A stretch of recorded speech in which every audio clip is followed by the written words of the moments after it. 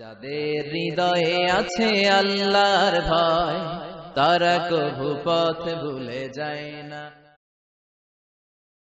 এবার একটু শুনবো যে রাসূলুল্লাহ সাল্লাল্লাহু আলাইহি ওয়াসাল্লাম কদরের রাতগুলোতে কি কি ইবাদত করতেন। আমি খুঁজে 5টা আমলের কথা পেয়েছি বিশেষভাবে, কমন যে আমলগুলো সেগুলো তো ছিলই, বিশেষভাবে 5টা কাজ রাসূল সাল্লাল্লাহু আলাইহি ওয়াসাল্লাম এই কদরের রাতে করতেন। 1 নম্বর কাজ হচ্ছে তিনি সারা রাত জেগে ইবাদত করতেন এবং পরিবারের লোকদেরকে ঘুমোতে দিতেন না, উঠিয়ে দিতেন। বছরের অন্য কোন সময়ে সারা রাত জেগে ইবাদত করার কোন নজির রাসূল সাল্লাল্লাহু আলাইহি ওয়াসাল্লামের জীবনে ছিল না, সব রাতে ঘুমাতেন। আম্মা জান আয়েশা রাদিয়াল্লাহু তাআলা আনহা বলেন, ইদা দাখালাল আশরু আহিয়াল লাইলা ওয়া আইকাযা আহলা ওয়া জাদ্দা ওয়া শাদ্দাল মি'জার।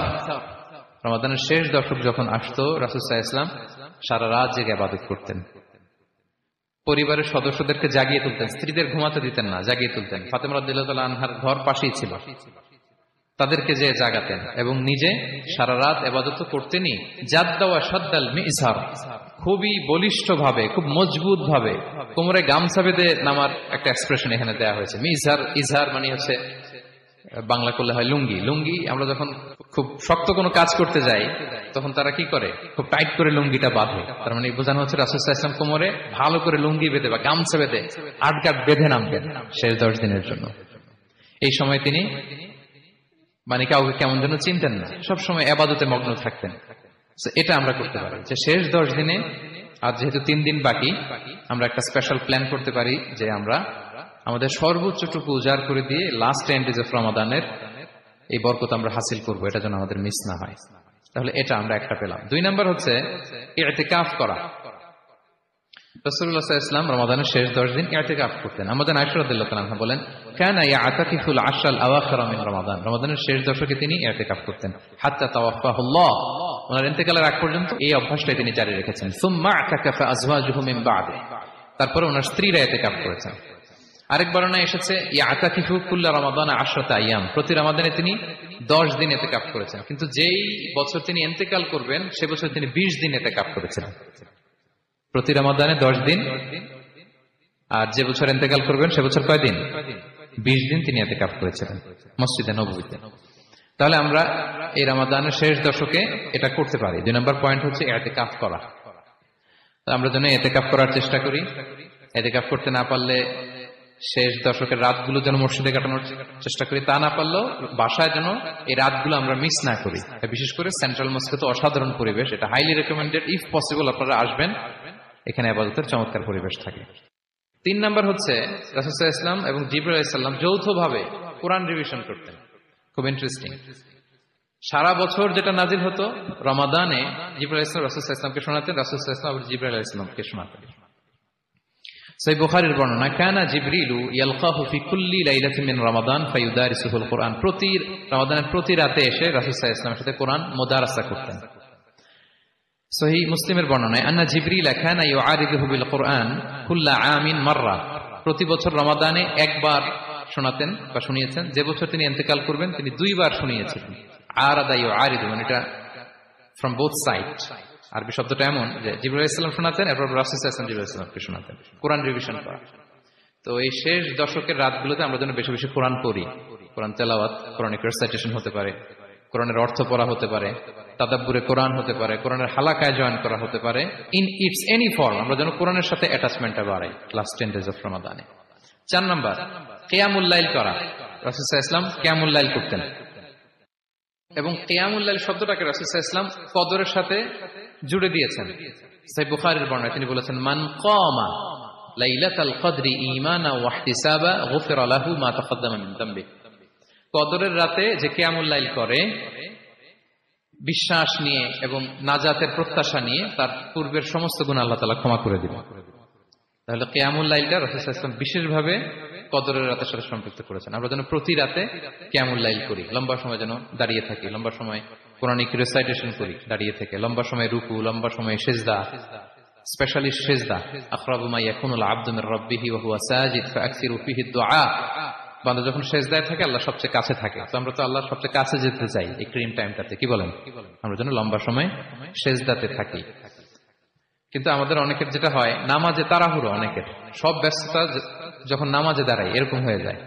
রাসূল সাল্লাল্লাহু আলাইহি ওয়াসাল্লামের সালাত যদি আমরা খেয়াল করি, বিশেষ করে কিয়ামুল লাইলে এত যে সুন্দর ছিল, আম্মাজান আয়েশা রাদিয়াল্লাহু তাআলা আনহাকে জিজ্ঞেস করা হয়েছিল যে হে আম্মাজান, রাসূল সাল্লাল্লাহু আলাইহি ওয়াসাল্লামের কিয়ামুল লাইল কেমন ছিল, কিভাবে কিয়ামুল লাইল করতেন?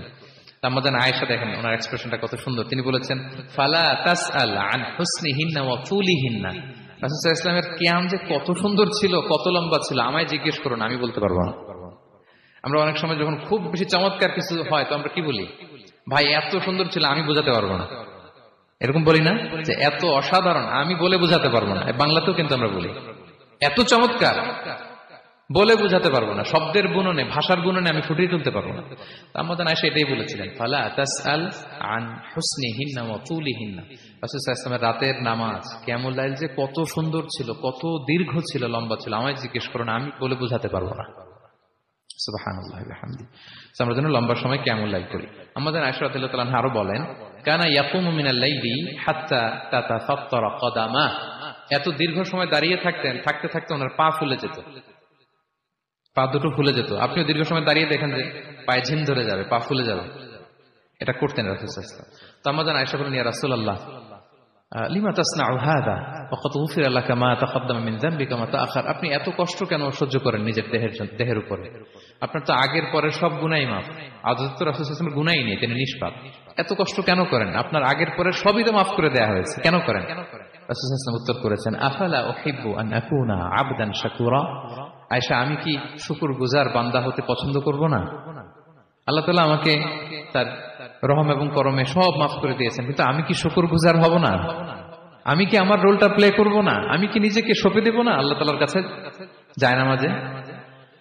তো এটা ছিল সংক্ষেপে রাসূল সাল্লাল্লাহু আলাইহি ওয়াসাল্লামের কিয়ামুল লাইলের ধরন। এভাবে তিনি দীর্ঘ সময় কিয়ামুল লাইল করতেন। আমরা যেন এটা করি। সেন্ট্রাল মস্কে কিয়ামুল লাইল এবছর নিশ্চয়ই হচ্ছে, আমরা যেন অংশগ্রহণ করি। 5 নম্বরে রাসূল সাল্লাল্লাহু আলাইহি ওয়াসাল্লাম দোয়া করতেন। এই কদরের রাতগুলোতে খুব বেশি বেশি দোয়া করতেন। দোয়া নিয়ে আমরা একটা জুমার খুতবা দিয়েছিলাম, সেখানে আমরা বলেছিলাম যে দোয়া হতে হবে খুব আন্তরিক দোয়া, রোবোটিক দোয়া যেন না হয়। আপনার আবেগ, ভালোবাসা, মনের মাধুরী মিশিয়ে, চোখের পানি মিশিয়ে, অশ্রু সিক্ত করে এই দোয়াটা করতে হবে, তাহলে সে দোয়া আল্লাহর কাছে কবুল হবে। আমরা যেন আমাদের ভাব, আবেগ সব ঢেলে দিতে পারি আমাদের দোয়াতে, আমাদের সিজদায়, আমাদের কিয়ামুল লাইলে। এবং যে কোনো ভাষায় কোরআনিক দোয়াগুলো রেকমেন্ডেড, হাদিসের মাসুরগুলো রেকমেন্ডেড। তাছাড়া আপনার নিজের ভাষায় আপনার কি চাওয়া, আপনার কি আকাঙ্ক্ষা, আপনার মনের কষ্ট, যাতনা সবকিছু আপনি আল্লাহ তাআলার কাছে পেশ করুন। এবং আমাদের আয়েশা জিজ্ঞেস করেছিলেন ইয়া রাসূলুল্লাহ, আমি যদি কদর পেয়ে যাই আমি কি বলবো এ রাতে? মা আদউ, কি দোয়া করব? রাসূল সাল্লাল্লাহু আলাইহি ওয়াসাল্লাম বললেন তাকুলিন, আয়েশা তুমি বলবে আল্লাহুম্মা ইন্নাকা আফুউন তুহিব্বুল আফওয়া ফাআফু আন্নি। আয়েশা তুমি যদি কদরের রাত পেয়ে যাও এটা বলবে, হে আল্লাহ আপনি ক্ষমাশীল, আল্লাহ আপনি ক্ষমাকে পছন্দ করেন, আল্লাহ তাই আপনি আমায় ক্ষমা করেন। হে আল্লাহ আপনি ক্ষমাশীল, আপনি ক্ষমাকে পছন্দ করেন, আল্লাহ আপনি আমাকে ক্ষমা করেন। এই দোয়াটা আমরা যেন বেশি বেশি করি। আমার সাথে সাথে সবাই একটু পড়ুন মেহরবানি করে। আল্লাহুম্মা ইন্নাকা আফুউন তুহিব্বুল আফওয়া ফাআফু আন্নি। আল্লাহুম্মা ইন্নাকা আফুউন তুহিব্বুল আফওয়া ফাআফু আন্নি। হে আল্লাহ আপনি ক্ষমাশীল, আপনি ক্ষমা করাকে পছন্দ করেন, আল্লাহ আমাকে ক্ষমা করেন। আমরা আমাদের নিজেদের ভাষায় অনেক দোয়া করতে পারবো, কিন্তু রাসূল সাল্লাল্লাহু আলাইহি ওয়াসাল্লামের শেখানো দোয়াগুলো এটা হচ্ছে মানে very precise in wording but comprehensive in meaning. এটার অর্থ, এটার আবেদন এটা অনেক বেশি। আমি অনেক 10টা-20টা বাক্য বলে এত সুন্দর কথা মিলাতে পারবো না। রাসূল সাল্লাল্লাহু আলাইহি ওয়াসাল্লাম যেটা শিখিয়ে দিয়েছেন, আগে আল্লাহর প্রশংসা করলাম, আল্লাহ আপনি ক্ষমাশীল, আবারও প্রশংসা, আল্লাহ আপনি তো ক্ষমা করাকে পছন্দ করেন। যেটা আপনি পছন্দ করেন না ওইটা তো চাচ্ছেন, যেটা আপনার পছন্দ, যেটা আপনি করতে ভালোবাসেন, গাফিরিয যামবি ওয়া কাবিলিত তাওব, আপনি ক্ষমা করাকে পছন্দ করেন, তওবা কবুলকে আপনি পছন্দ করেন, তো সেটাই তো চাচ্ছি আপনার কাছে, আপনি আমার তওবা কবুল করুন, আল্লাহ আপনি আমাকে ক্ষমা করুন। এই দোয়াটা প্রত্যেক রাতে যেন আমরা বেশি বেশি করি। সম্মানিত সুধী, না যায় তাকবীরুল্লাহ না চলে সেদিকে খেয়াল করে আপনি যদি চান যে শবে কদরের নামাজ আপনি পড়বেন, তাহলে আপনাকে এই কাজটা করতে হবে, অর্থাৎ ইফতার করে দ্রুত এসে মাগরিব একবারে ইমামের সঙ্গে প্রথম তাকবীরের সাথে নামাজ পড়তে হবে। মেয়ে মানুষ হলে বাসায় প্রথম ওয়াক্তে সুন্দর করে ধীরস্থিরতার সাথে মাগরিব পড়তে হবে। শবে কদরের নামাজ শুরু হয়ে গেছে কিন্তু মাগরিবের মাধ্যমে। মাগরিব হয়ে গেল, মাগরিবের পরে সুন্নাত পড়েন, নফল পড়েন ধীরস্থিরতার সাথে, এবং এশার আগে বা সারা রাতের ভিতরে আর ঘুমাবেন না। এশার নামাজ জামাতের সাথে পড়েন, তারাবির নামাজ পড়েন খুব ধীরস্থিরতার সাথে, খুব আস্তে আস্তে, যতটা কোয়ালিটি মেনটেন করা যায়, যতটা সৌন্দর্য সৃষ্টি করা যায় পড়ার চেষ্টা করেন। এবং তারাবির নামাজের পরেও যত সম্ভব একবারে ফজর রাগ পর্যন্ত 2 রাকাত করে 2 রাকাত করে সালাতুল লাইলি মাসনা মাসনা রাসূল আকরাম সাল্লাল্লাহু আলাইহি ওয়াসাল্লাম বলেছেন রাতের নফল নামাজ হবে 2 রাকাত করে। অতএব আপনার শবে কদরে যে নামাজ পড়বেন আপনি সেটা 2 রাকাত করে হবে। নির্দিষ্ট কোন রাত লাইলাতুল কদর হবে এটা যেহেতু ঠিক নাই, অতএব শেষ 10টি রাতের প্রত্যেকটা রাতেই, সেটা 27 রমজান রাত হতে পারে, 25 হতে পারে, 23 হতে পারে, 21 হতে পারে, 29 হতে পারে, প্রত্যেকটা রাতেই আপনি এই 2 রাকাত করে নফল নামাজ যতটুকু তৌফিকে কুলা পড়বেন, সম্ভব হলে সারা রাত জেগে থাকবেন এবং সারা রাতই এই 2 রাকাত করে যত বেশি পারেন বেশি সংখ্যক নামাজের মধ্যে কাটাবেন। নফল নামাজ বিশেষ কোন নিয়ত নাই, লাইলাতুল কদর নামাইতে অমুক তমুক এরকম কোন বিশেষ নিয়ত নাই। আল্লাহু আকবার বলে নিয়ত বেঁধে আপনি তাহাজ্জুদ পড়তেছেন, এই নিয়তে বাস নিয়ত বেঁধে হাত বেঁধে এরপরে আপনি সূরা ফাতিহা পড়ে, সাথে নির্দিষ্ট কোন সূরা নাই যে লাইলাতুল কদরে অমুক সূরা এতবার পড়তে হবে। অনেকে আপনাকে বলবে লাইলাতুল কদরে এত রাকাত, প্রথম রাকাতে সূরা ফাতিহার পরে সূরা ইখলাস এতবার, দ্বিতীয় রাকাতে অমুক সূরা এতবার। এগুলো সবগুলা মন গড়া কথাবার্তা, কোরআন এবং হাদিসের কোন জাল হাদিসে এরকম কোন কথাবার্তা নাই। এগুলো সম্পূর্ণ ভুয়া ভিত্তিহীন। সাধারণ মানুষ যেহেতু দিন সম্পর্কে জানে না, তাদেরকে অনেকে বিভ্রান্ত করে এসব বলে। আপনি সময় কদরের নামাজ কিভাবে পড়বেন সেটা বলছি আমরা। 2 রাকাত করে পড়বেন, যে কোনো সূরা দিয়ে পড়বেন। সূরা ফাতিহার পরে 2 রাকাত করে আপনি 10 রাকাত পড়েন, 8 রাকাত পড়েন, 6 রাকাত পড়েন, স্বাধীনতা আপনার। তবে রাকাতগুলো হবে অত্যন্ত লম্বা দৈর্ঘ্যের সাথে। প্রত্যেকটা রাকাতে খুব দীর্ঘ সময় নিয়ে পড়বেন। সূরা ফাতিহা আস্তে আস্তে পড়বেন, একটা আয়াত পড়ে থামবেন, আরেকটা আয়াত পড়বেন, আস্তে আস্তে পড়বেন। সূরা ফাতিহার পরে যত লম্বা সূরা মুখস্থ আছে আপনার সেটা পড়বেন। একবারে যদি মনের চাহিদা না মেটে তো আবার পড়েন, একই সূরা 2 বা 3 বার পড়েন, সমস্যা নেই। 4-5টা সূরা 1 রাকাতে পড়েন, অসুবিধা নাই। আলাম তারা থেকে নাস পর্যন্ত 1 রাকাতে পড়ে ফেলেন, কোনো অসুবিধা নাই। আপনার রাকাত লম্বা করা দরকার, দীর্ঘ রাকাত করেন। রাসূল আকরাম সাল্লাল্লাহু আলাইহি ওয়াসাল্লাম তাহাজ্জুদ যখন পড়তেন রাতের বেলায়, আম্মা জান আয়েশা রাদিয়াল্লাহু তাআলা বলেছেন তার পাও এত বেশি তিনি দাঁড়িয়ে নামাজ পড়তেন যে পাও ফুলে যেত। তখন তাকে জিজ্ঞাসা করলাম, ইয়া রাসূলুল্লাহ, আল্লাহ তো আপনাকে মাফ করে দিয়েছেন, আপনার পিছনের সমস্ত গুনাহ মাফ হয়ে গেছে, তাহলে আপনি কেন এত কষ্ট করেন? যদি কেউ জানতে পারে যে আমার কোনো অপরাধ নাই, আল্লাহ সব মাফ করে দিচ্ছেন, তাহলে সে তো অন্তত আরামে একটু ঘুমাবে যে আমার তো আর কষ্ট করার দরকার নেই। রাসূল আকরাম সাল্লাল্লাহু আলাইহি ওয়াসাল্লাম বলেছেন, আফালান আকুনা আবদান শাকুরা, আমি কি আল্লাহর কৃতজ্ঞতা আদায়কারী বান্দা হব না? আল্লাহ আমাকে গুনাহ মাফ করে দিয়েছেন এই কথা যদি আমি জানতে পারি, তাহলে তো আমি আরো বেশি শুকর আদায় করবো আল্লাহ তাআলা।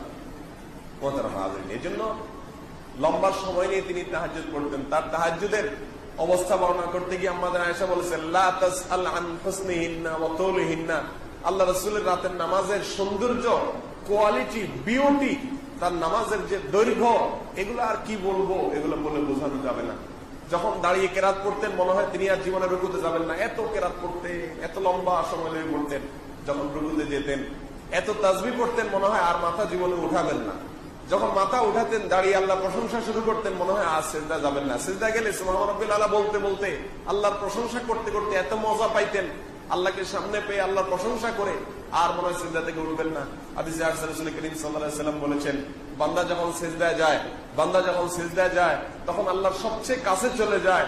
কেউ যদি চায় আল্লাহর আরশের দুয়ারে গিয়ে, আল্লাহর রহমতের চৌকাঠে গিয়ে, আল্লাহর আরশের দরজায় গিয়ে আল্লাহর কাছে সঙ্গে সঙ্গে মুখোমুখি হয়ে আল্লাহর কাছে চাইবে, তাহলে তার জন্য একমাত্র উপায় হলো সিজদায় গিয়ে যাওয়া আল্লাহর কাছে। সিজদায় গিয়ে চাওয়া। আরশের রাস্তা উপরের দিকে, অনেক দূরের রাস্তা, কিন্তু একজন আল্লাহর প্রিয় বান্দা তিনি বলেছেন আল্লাহর আরশের রাস্তা নিচের দিকে, অর্থাৎ জমিনে মাথা ঠুকাইলে আরশে পর্যন্ত পৌঁছে যায়, বান্দা আল্লাহ সবচেয়ে নিকটে চলে যায়। অতএব রাত্রে সিজদায় গিয়ে লম্বা সময় সিজদা নিয়ে সিজদায় আপনি তাসবিহ পাঠ করুন, সিজদায় কোরআন হাদিসে বর্ণিত দোয়াগুলো আপনার আল্লাহর কাছে বলুন, চাইতে থাকুন আল্লাহর কাছে, মনে মনেও চাইতে পারেন, তাসবিহ করতে পারেন। এভাবে লাইলাতুল কদরের রাতকে আপনি কাটায় দেন। লম্বা 1 রাকাত নামাজ 10 মিনিট, 15 মিনিট, 20 মিনিট, আধা ঘন্টা সময় কাটায় দেন। এভাবে 2 রাকাত, 4 রাকাত, 6 রাকাত নফল নামাজ পড়েন। এটা হল লাইলাতুল কদরের নামাজ। বিশেষ কোন সংখ্যা ঠিক করা হয় নাই, এত রাকাত পড়তে হবে, এই সূরা এতবার পড়তে হবে, এরকম কোন নির্দিষ্ট করা হয় নাই। বরং আপনার যত খুশি আপনি পড়েন এবং কিছু সময় নামাজ পড়েন, কিছু সময় দোয়া করেন, কিছু সময় জিকির করেন, কিছু সময় তাসবিহ পড়েন, কিছু সময় আল্লাহর কাছে কান্নাকাটি করেন, কিছু সময় কোরআন তেলাওয়াত করেন, কিছু সময় আল্লাহর অপরাধের কথা স্বীকার করে, আল্লাহর কাছে অপরাধের কথা স্বীকার করে ক্ষমা চান। একা একা যথাসম্ভব নির্জনতায় দলবদ্ধভাবে ইবাদত করার কোনো গুরুত্ব নাই। যথাসম্ভব এবার একটু শুনবো যে রাসূলুল্লাহ সাল্লাল্লাহু আলাইহি ওয়াসাল্লাম বন্ধুরা, আশা করি আমাদের আজকের এই ভিডিও আপনাদের পছন্দ হয়েছে। এই ধরনের ভিডিও নিয়মিত পাওয়ার জন্য আমাদের চ্যানেলটি সাবস্ক্রাইব করে রাখুন আর তার পাশে থাকা বেল আইকন ক্লিক করে রাখুন। আপনার মূল্যবান মতামত কমেন্টে লিখে জানানোর অনুরোধ রইল। ভালো থাকবেন, নিরাপদে থাকবেন। আবারও আপনাদের মাঝে দোয়া ও ইসলামিক বিভিন্ন ধরনের ভিডিও নিয়ে হাজির হব আমার চ্যানেল থেকে। সে পর্যন্ত আপনাদের ভালো থাকা, সুস্থ থাকা কামনা করে আজকের মতো এখানে বিদায় নিলাম। আল্লাহ হাফেজ ভিউয়ার্স।